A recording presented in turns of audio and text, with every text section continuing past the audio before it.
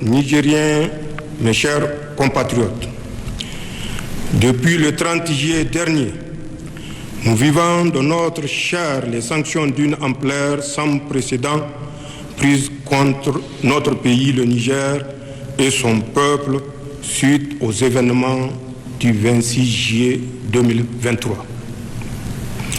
Ces sanctions visent notamment à nous priver des ressources financières indispensables au fonctionnement de nos institutions, à entraver notre vie quotidienne et à étouffer notre économie et le petit commerce.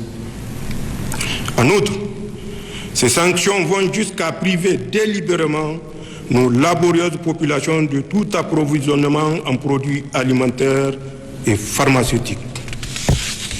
Finalement, comme s'il y avait un plan visant le démantèlement de notre pays, la CEDEAO s'apprête à agresser le Niger en mettant sur pied une armée d'occupation en complicité avec une puissance qui est étrangère à notre espace communautaire et à notre continent. Ces sanctions sont illégales parce que contraires au principe d'intégration, de solidarité et de libre circulation dans une communauté telle que la CEDEAO. Ce caractère illégal est du reste attesté par la jurisprudence en la matière. Ces sanctions sont surtout inhumaines.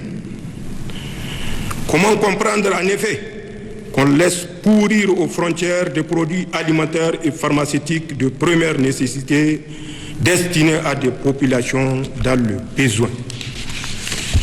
Comment comprendre que l'on impose à des populations des sanctions qui vont jusqu'à les priver de courant électrique en laissant les malades mourir dans les hôpitaux?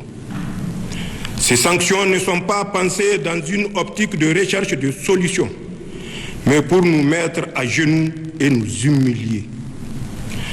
Comme vous le savez, elles ont été prises sans consultation préalable, ni des autorités de transition, ni des instances régionales, ni des parlements nationaux, ni des populations sœurs des pays de la communauté. Nigériennes, Nigériens, mes chers compatriotes, ceux qui ont pris ces sanctions cruelles et menacent de tuer des milliers de Nigériens espèrent ainsi les diviser et imposer à notre vaillant peuple leur volonté. Ils pensent pouvoir nous contraindre à accepter par la force ce qui est profondément inacceptable, car contraire à nos intérêts vitaux et à nos valeurs cardinales. Ils veulent isoler notre pays à un moment où notre peuple a le plus besoin de la solidarité communautaire pour mieux faire face au terrorisme et à l'insécurité. Ils ne semblent pas mesurer l'ampleur de contre-coup qu'une agression militaire contre le Niger aurait sur toute la région. Ils semblent ignorer que c'est en grande partie grâce au professionnalisme et à la vaillance de nos forces de défense et de sécurité que le Niger est resté le verrou qui empêche les hordes de terroristes de déstabiliser l'ensemble de notre région.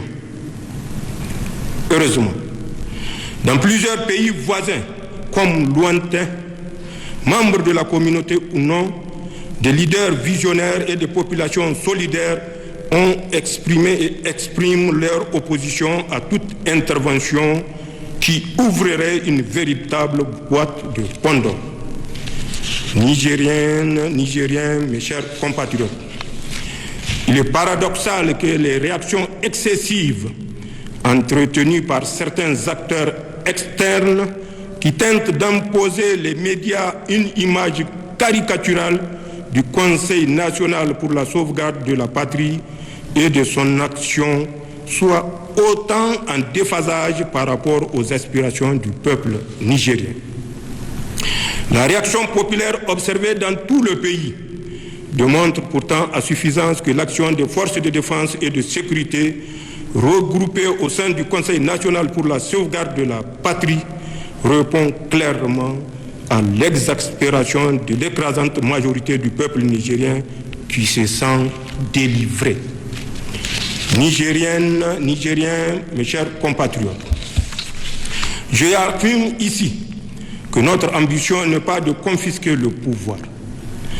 Je réaffirme aussi notre disponibilité à tout dialogue pour autant qu'il tienne compte des orientations voulues par le peuple nigérien, fier et résilient. Toute approche coercitive et ignorant la quête de souveraineté, de sécurité et de bonne gouvernance exprimée clairement par la population revient à ignorer les dynamiques profondes en œuvre dans les pays sahéliens abandonnés à leur propre sort depuis plus de 10 ans par ceux-là même qui, au lieu de les aider à combattre les maux qui les assaillent, veulent aujourd'hui les agresser. À la vérité, la prise de pouvoir par les forces de défense et de sécurité, aussitôt fermement soutenue par nos vaillantes populations, s'inscrit dans un contexte de rejet des modèles sécuritaires et de mauvaise gouvernance faite d'injustice, de corruption, mise en œuvre par des régimes qui se prétendent démocratiques, mais qui en réalité dévoient et discréditent la démocratie. Le Conseil national pour la sauvegarde de la patrie adhère pleinement au principe du libre choix des gouvernements par les peuples. Mais pour que le peuple puisse choisir ses dirigeants, il faut un système transparent dans lequel les opposants ne sont pas emprisonnés ou exilés, dans lequel une véritable alternance est possible et dans lequel la société civile peut librement s'exprimer et manifester sans être inquiétée. Le soutien massif des populations au Conseil national pour la sauvegarde de la patrie au Niger, comme chez nos frères maliens, burkinabés et guinéens, entre autres, traduit non pas le désir d'une gouvernance autocratique, mais un désir de démocratie véritable, porteur de bien-être pour tous. Nous en sommes parfaitement conscients. Nigériennes, Nigériens, mes chers compatriotes, en tant que soldats, nous connaissons le prix d'une guerre. En tant que Nigériens et Ouest-Africains, nous trouverions tragique d'aller en guerre contre nos frères d'armes aux côtés desquels nous étions engagés hier pour sécuriser notre région. Nos populations, qui sont les mêmes de part et d'autre de nos frontières, trouvent aberrant d'être opposées les unes aux autres. En somme, ni le Conseil national pour la sauvegarde de la patrie, ni le peuple nigérien ne veulent d'une guerre et demeurent ouverts au dialogue. Mais, qu'on nous comprenne bien, si une agression devait être entreprise contre nous, elle ne sera pas la promenade de santé à laquelle certains croient.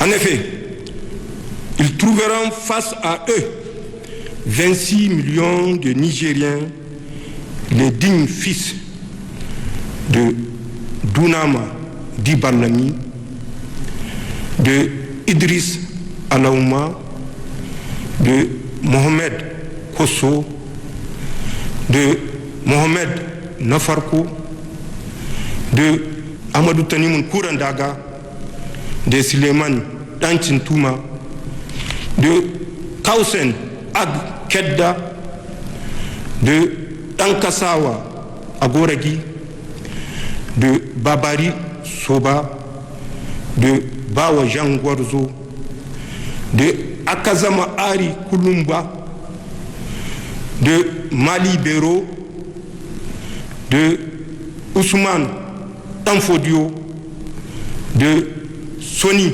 Alibert et de Askia Mohamed, entre autres.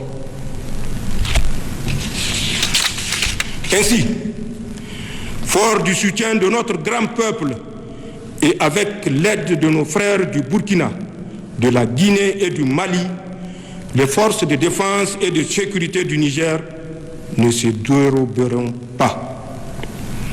Pour ma part, une fois de plus, je tiens à vous réaffirmer, mes chers compatriotes, que tout comme les autres membres du Conseil national pour la sauvegarde de la patrie et du gouvernement, Je suis au service du Niger et de ses seuls intérêts et que je ne trahirai jamais vos espérances, Inch'Allah. Aussi, conscient de la nécessité de structurer les nouvelles élans de patriotisme qui règnent au Niger, j'engage toutes les forces vives de la nation à travers un dialogue national inclusif.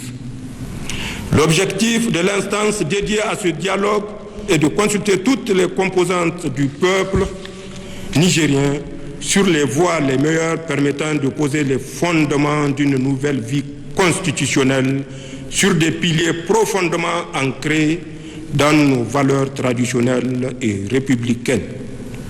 Dans cette perspective, le gouvernement est d'ores et déjà instruit pour prendre les dispositions urgentes en vue de l'organisation de ce dialogue. Dans ce cadre, les forces vives qui y seront conviées s'attelleront dans un délai de 30 jours à formuler des propositions concrètes devant conduire 1. À définir les principes fondamentaux devant régir notre transition. 2. À définir la priorité de la transition dont la durée ne saurait aller au-delà de 3 ans. 3. À définir les priorités nationales durant la transition. 4.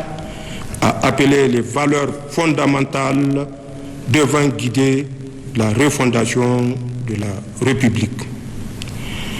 Nigériennes, Nigériens, mes chers compatriotes, c'est donc entre Nigériens et dans le cadre du dialogue fraternel que nous allons trouver, j'en suis convaincu, les solutions adoptées à tous les défis qui se posent à nous.